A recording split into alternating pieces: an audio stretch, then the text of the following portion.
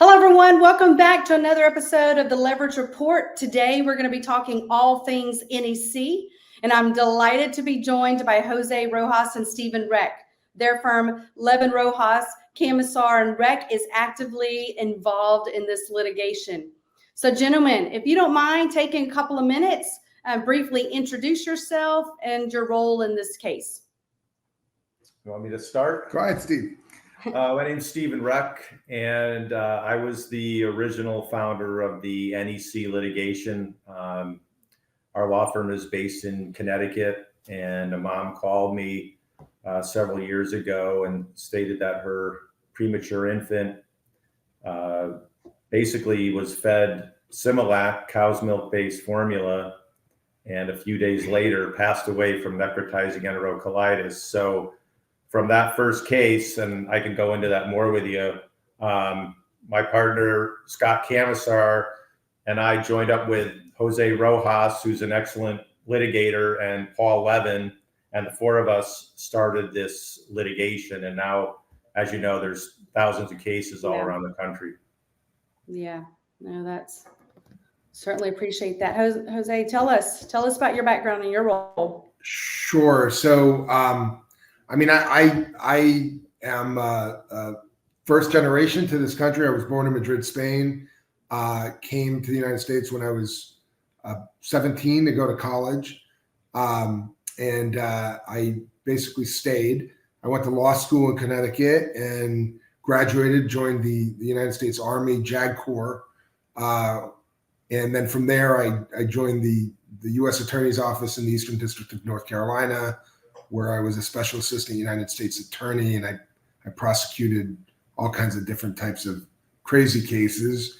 I've worked for a large law firm here in Connecticut, and then I was on my own for many years, and really that took me to the point where I met Steve, and Steve introduced me to this litigation, which really has been really the privilege of my career.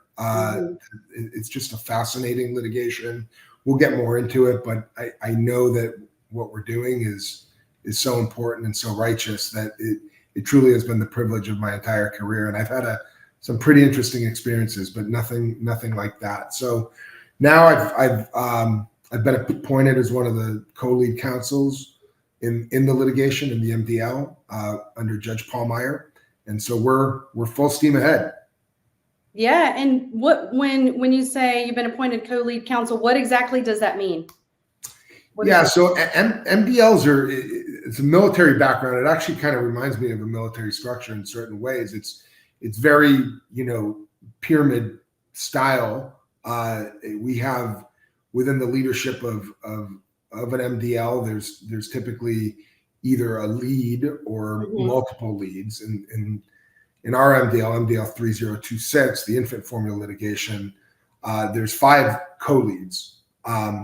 So the co-leads are really in charge of every aspect of the litigation. And then there's a structure below, which is we have an executive committee, and then we have a steering committee. And together, those 3 sort of subsets form the leadership of the MDL, where all the work really gets done in the litigation.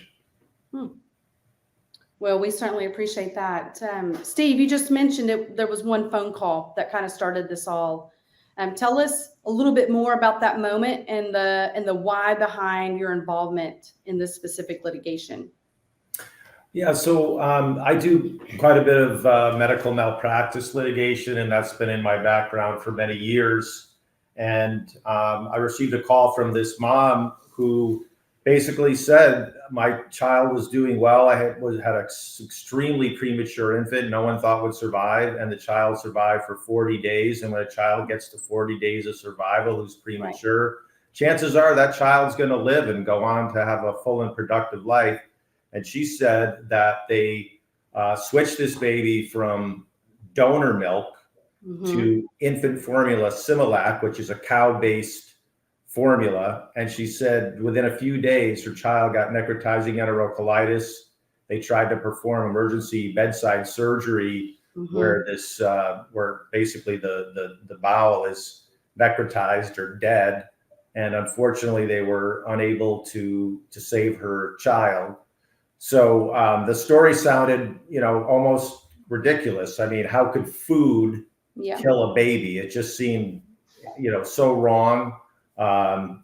She didn't have a vehicle, so I drove down to New Haven, Connecticut. I met her at a McDonald's. We had a cup of coffee, and she went over the case.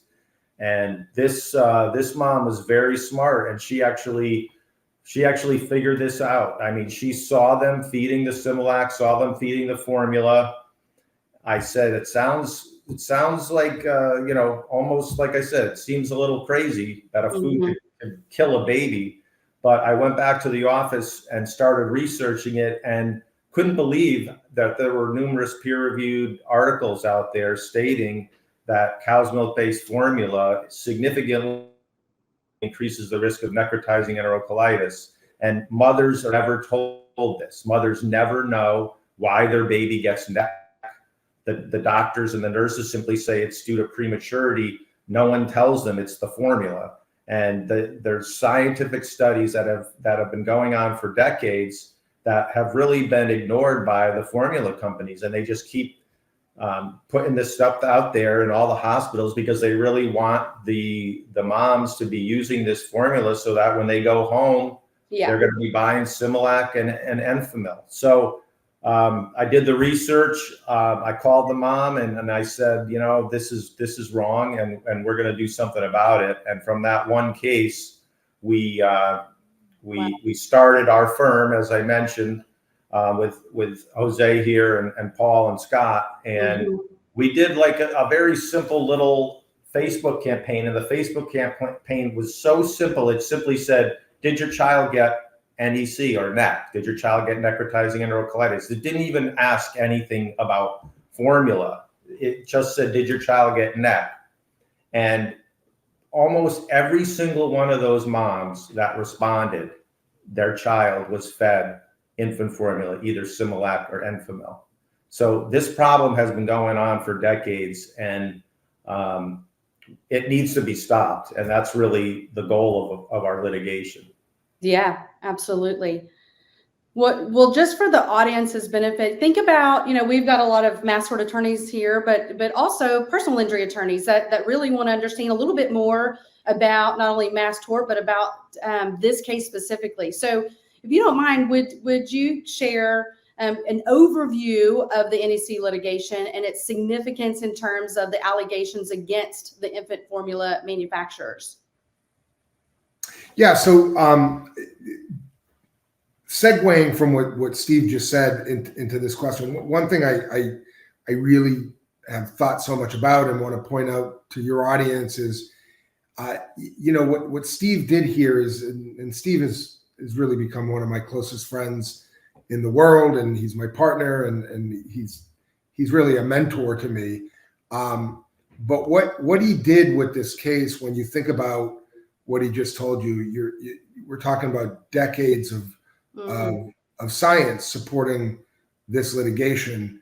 And I think of the thousands of mothers that were and babies that were affected by this before he kind of brought this to the forefront. And I think I often think about how as lawyers we get really busy, and when we have a client that brings us a story that on its face seems so extraordinary that we maybe don't give it the attention that it fairly deserves. Right. And so what Steve did, and what every trial lawyer who's listening should do when you hear from a client, is actually, do the research.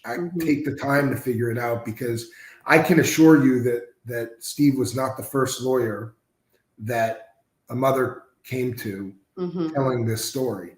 It had to have happened. There were just there's too much precedent before it. So, it didn't get the attention for a long time, but it's getting the attention now.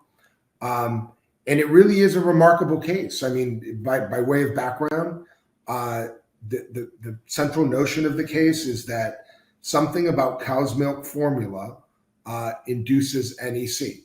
And we know that because the statistics, the epidemiology is so powerful that it shows a dramatic increase in NEC levels to babies that are fed formula, cow's milk formula, as opposed to an exclusive human milk regimen. So it's extraordinarily strong epidemiology. And again, based on decades of studies. But one of the other things that I think is really dramatic and powerful about this case is, first of all, the people that are being affected, our most vulnerable members of our community. These are the people that need to be most protected, that deserve the greatest forms of nutrition, the highest level of medical care, because they literally are the most vulnerable population. They're this big, they need every advantage they can get. And typically the reason that human milk is not fed is really financial. It's the cost of donor milk as compared to the cheap cow's milk. And it's a bigger story. I mean, this is kind of the story of our generation in terms of food manufacturers literally just poisoning us with lower quality products that create hazards and dangers. In this particular case, the hazard and danger is of the most vulnerable class of people that there is. But what is, in mass tort cases, the sort of the problems that typically emerge in cases, as I've become more involved in mass tort, I see three areas of difficulty that typically emerge. One is epidemiology. We have very strong epidemiology. The other is causation, which is related to epidemiology. But we in this case have so many cases where the babies develop the NEC very shortly after being fed the formula. So we can see an immediate transition, which I think is a very powerful message to a jury. Imagine it if someone was litigating a tobacco case and a person had never smoked cigarettes and then smoked cigarettes for one day and the next day has cancer, lung cancer. I mean, that would be a dramatically powerful case, but that's what we have here. Right. We have babies that are being fed human milk, and then they suddenly get fed formula, and 24 hours later, they have NEC and they're dead. So it's a powerful sequence and a timeline. And then the last thing that this case has that I think is very dramatic is the absence of a preemption issue. So from a pure legal summary judgment standpoint, we are not going to have a preemption problem because this is not a product that is pre-approved by the FDA. And therefore, federal preemption is inapplicable. I won't get too much into the weeds on that, but happy to talk to any folks about it offline. But those three things, to me, I think define this litigation. And then the fourth would be that there's actually an alternative, a perfectly safe alternative to their very dangerous product, which is human milk, donor milk, or Prolacta.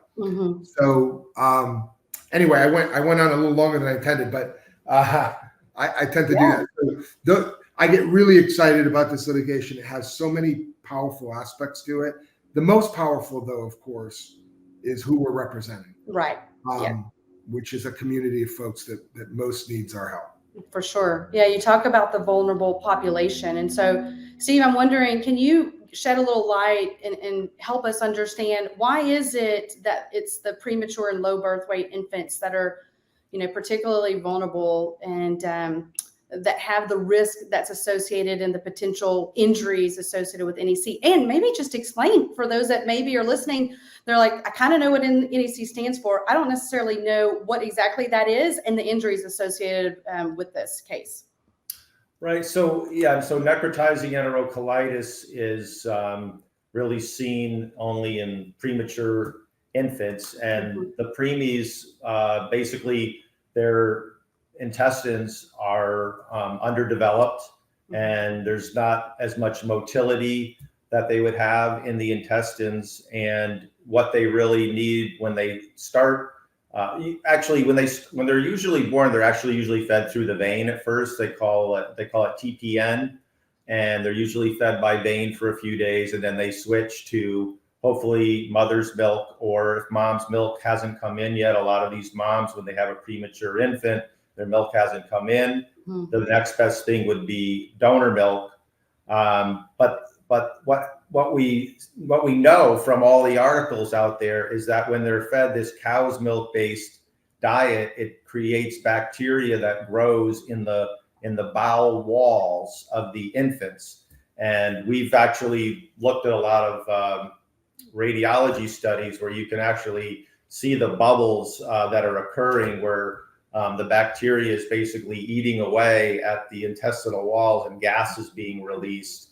And if they see that early on the scans, a lot of times they'll immediately stop the feeds and the child may survive. But if they are continued to be fed this product, then the bacteria continues to grow and it usually perforates the bowel.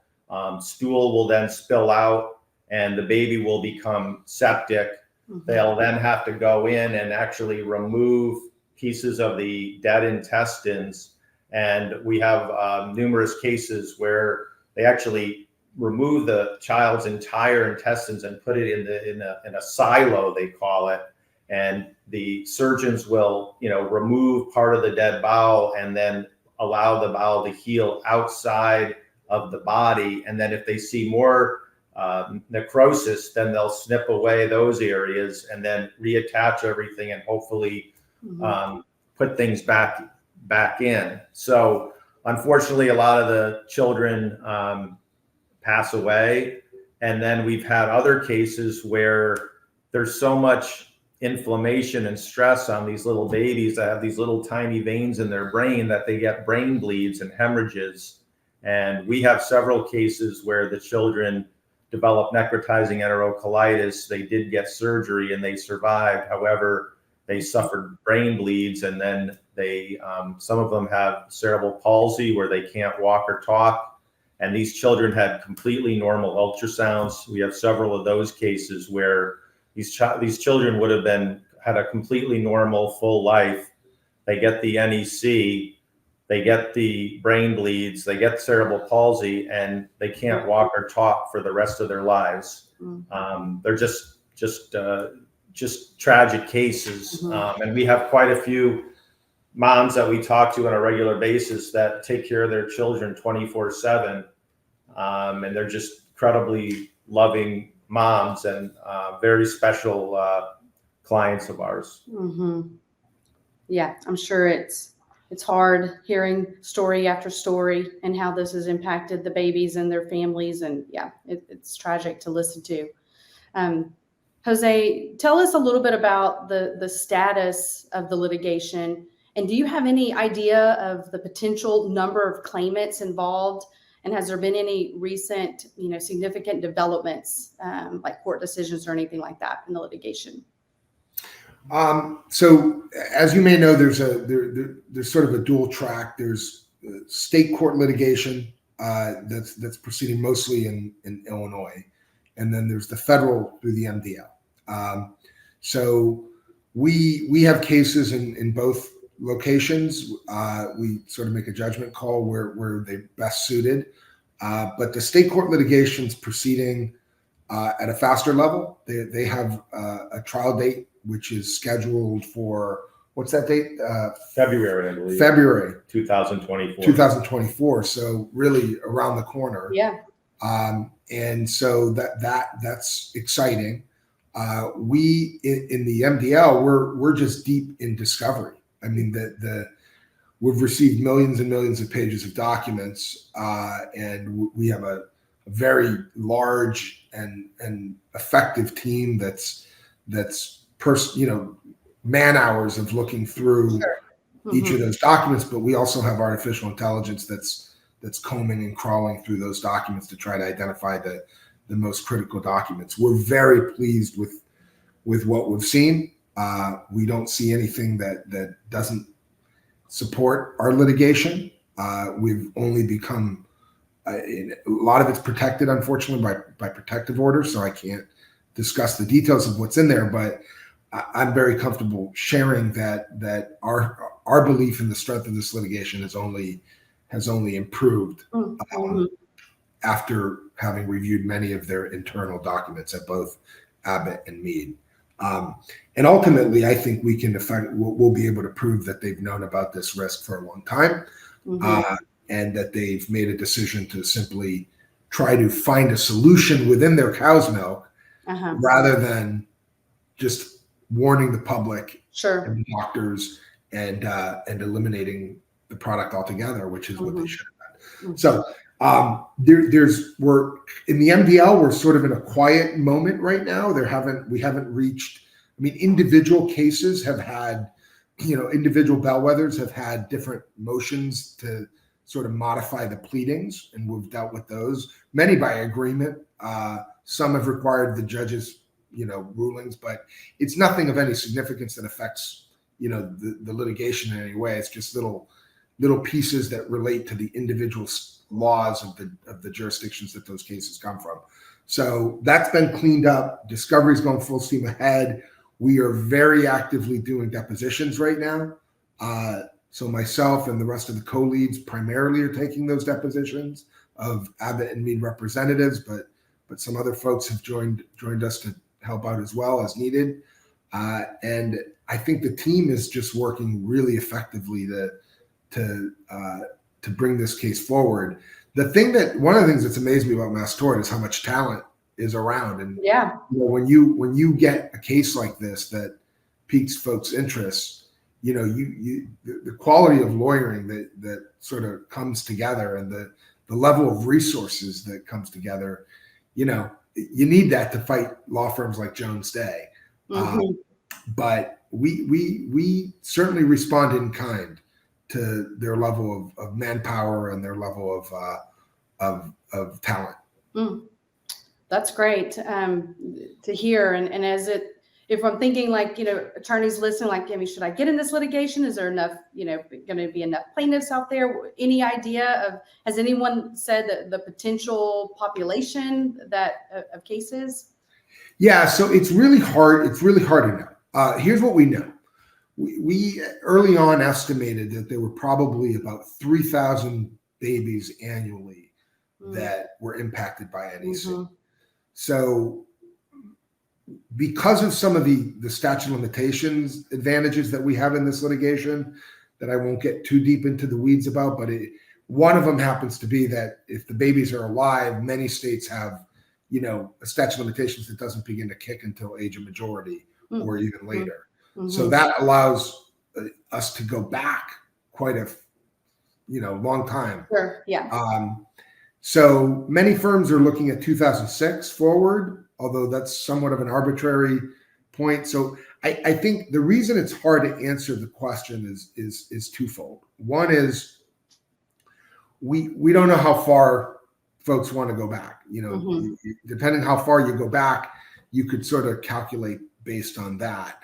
The other issue that's been challenging here is I think so many of the mothers have gone through, and dads have gone through so much trauma in this process that many of them are not really looking to do the litigation. And so, although we can estimate the potential population of claimants, we don't really know. And in a lot of litigations, because of statutes of limitations, parties are forced to file the lawsuit because really you have a limited window, right?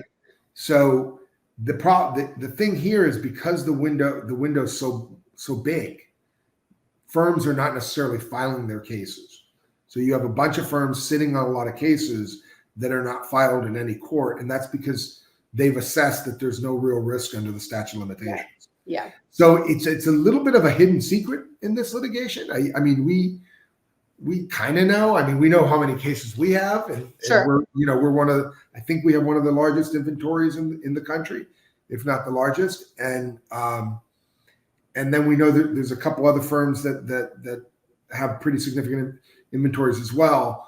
And so, it's thousands, I'd say, but we won't really know for sure until a court forces some type of, at some point, I think a judge is going to want to know what are the potential claims. Right. And it's probably going to make some kind of order to that effect. Okay. But that's not the case yet. Yeah. So yeah. Okay. it's shrouded in mystery. Yeah. Steve, any plaintiff challenges that you see? And if so, are there any strategies being employed to address those challenges? Well, I actually don't really see too many challenges. Incredibly, Abbott that makes Similac and Mead Johnson that make the Enfamil, they still don't warn about NEC. And Jose was just talking about statute of limitations.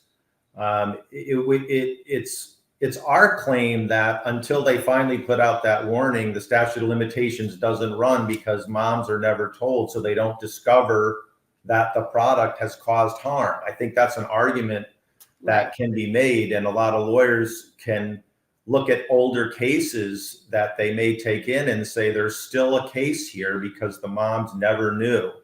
And as Jose said, I think the discovery in the case is going extremely well. So there's a lack of warning. As Jose said, there's an alternative product. The case is really solid. And then there's also the punitive aspect that Abbott and Mead have known for decades and really have done absolutely nothing about it. The defense in the case is in the depositions, we're having depositions taken by Abbott and Mead of our clients, and Jose and I have been defending some of these depositions. And, they unfortunately, they attack the mom and they try to get the moms to talk about their lives and maybe some of the things that are uncomfortable for them and try to make them somehow to blame for this. Sure. But the bottom line is the product was fed. Right after the product is fed, the child gets necrotizing enterocolitis. So we can't see how you can blame the mom. But blaming the mom is really where they're going. The other issue from the defense standpoint is they're saying, well, it's all up to the doctors. So what do we have to do? We have nothing to do with it. It's all the doctors that decide this. It's their clinical judgment that's best. Incredibly, though, Abbott and Mead don't give any instructions to the doctors or the hospitals, and unfortunately, a lot of the doctors and hospitals don't. They don't know the science either, and they're never instructed, and there really is very little training, even for neonatologists, about feeding, and it's incredible that there's not really a standard out there, although the American Academy of Pediatrics said that premature infants should be fed only a human milk-based diet. So that core principle is really at the center of our cases, and that's the guidelines that really should be followed at all of the NICUs. And since we started this litigation, we've actually seen quite a few NICUs have changed their policy, and they're only using donor milk or and occasionally they'll use Prolacta, and they've really shied away from using the Similac and the Enfamil, which they now realize is harmful to the infants. The other interesting thing is that they often add a fortifier, that's cow's milk, to mom's milk or donor milk, and they call it, Abbott and Mead, they call it human milk fortifier. You'd think that would mean it's made from human milk, but it's cow's milk. And a lot of practitioners, they actually think it's human milk. So they create more and more confusion by calling it human milk fortifier. And there's a study out there that showed the percentage of moms who believe human milk fortifier is from human milk. And then that same study shows how many physicians think the same thing, which the first part didn't surprise me, but I was shocked when I saw the numbers relative to the second column. But yeah, it's interesting. It sounds like, lack of education and lack of, you talked about, Jose, earlier, it's just that it's so much more expensive to feed babies. Yeah, I mean, so Abbott and Mead know what they're doing. And, to a point Steve brought up, that part of the issue here is that I'm not sure doctors are really making the decision. I think, as much of healthcare has gone, administrators in hospitals make decisions, and they tend to be either CPAs or, MBAs as opposed to MDs. Um, and so for financial reasons, I think the various relationships that they have with Abbott and Mead, and this is an area I probably can't go too much further into, but suffice it to say, there's very strong relationships that have really balanced, off balanced the hospital's desire to carry these products and really give the doctors no choice in the matter, because the doctor can only use what's available in the hospital. Sure. Right. Yeah.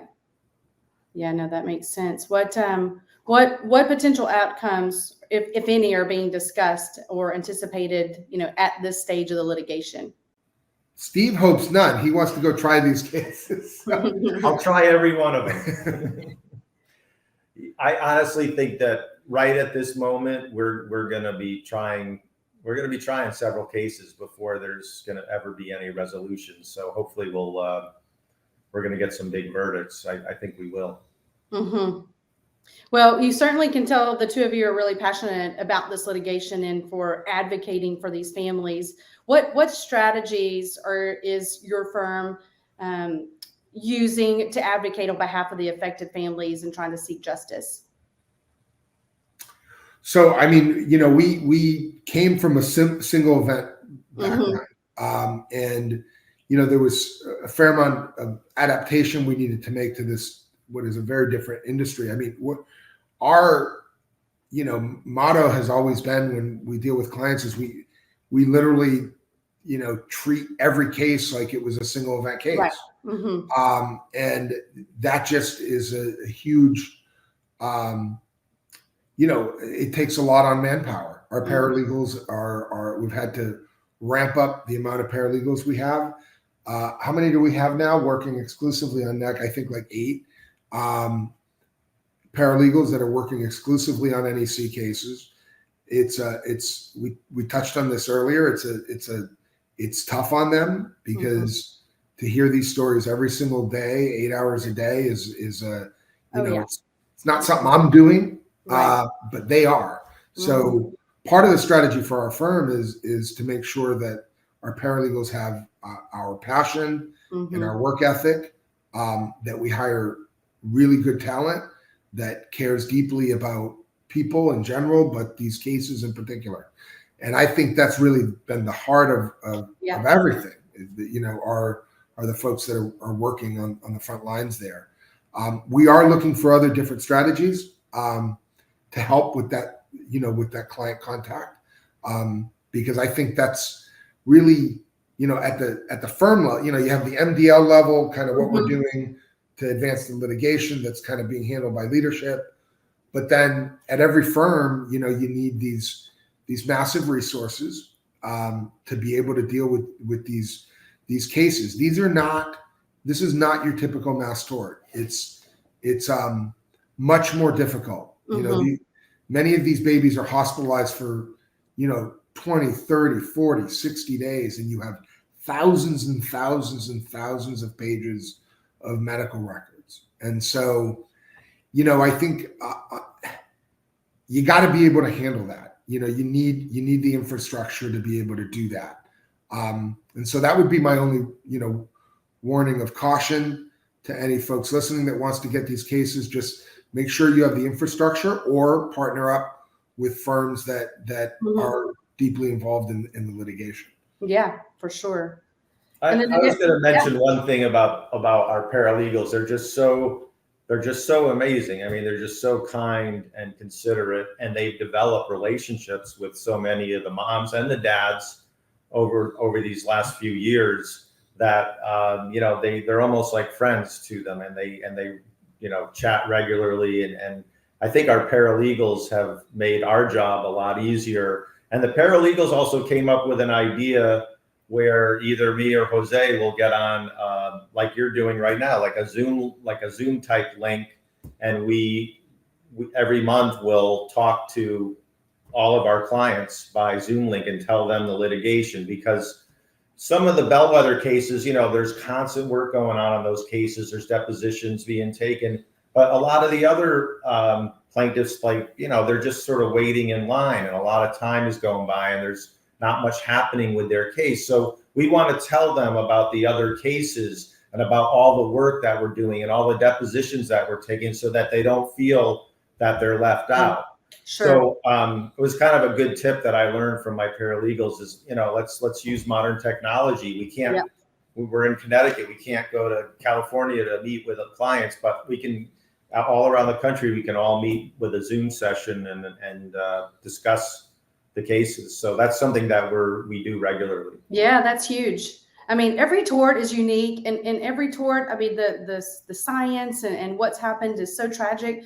But just listening to these moms, I mean, there's not much.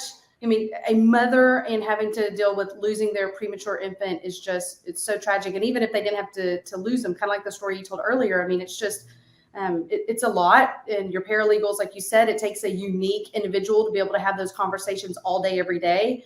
And so I think that's great that you guys are getting on monthly to give the updates, because I'm sure, the moms are super anxious and eager to understand, how things are progressing. Speaking of progressing and timeline, can you share a little bit about what we can expect in terms of the timeline for this litigation? And are there any significant milestones or events on the horizon? Well, go ahead. Yeah, I was just going to say, I mean, I think some of the state court trials are definitely going to occur next year. I think the MDL trials are all being litigated intensely. So those trials are going to be coming up. And it's my personal feeling that there's going to be several trials next year. And that is really going to define the litigation. I expect we're going to win and win big. Mm-hmm. Okay. What haven't I asked? Anything that I missed? Anything that you think we didn't cover that's important about the litigation, or any other updates or insights to share? Or did you think we covered it all? I think we covered it. Yeah, I think you did a great job. I think you. Yeah. Okay. No, I think we covered it too. So that concludes another episode of the Leverage Report. And I don't know about those listening, but I certainly feel much more informed. Steve, Jose, I'm grateful for your expertise and taking the time to share these valuable updates and insights about the litigation with the industry. So thanks for doing that, taking the time. Certainly appreciate it. And I hope you guys have a great rest of the day. And one other thing is that any attorneys listening and they either want to get involved or they potentially have cases and want to talk with you guys, we'll make sure that we have the information available for those to reach out and connect with your firm. Thank you so much. Yeah, absolutely. Really appreciate it.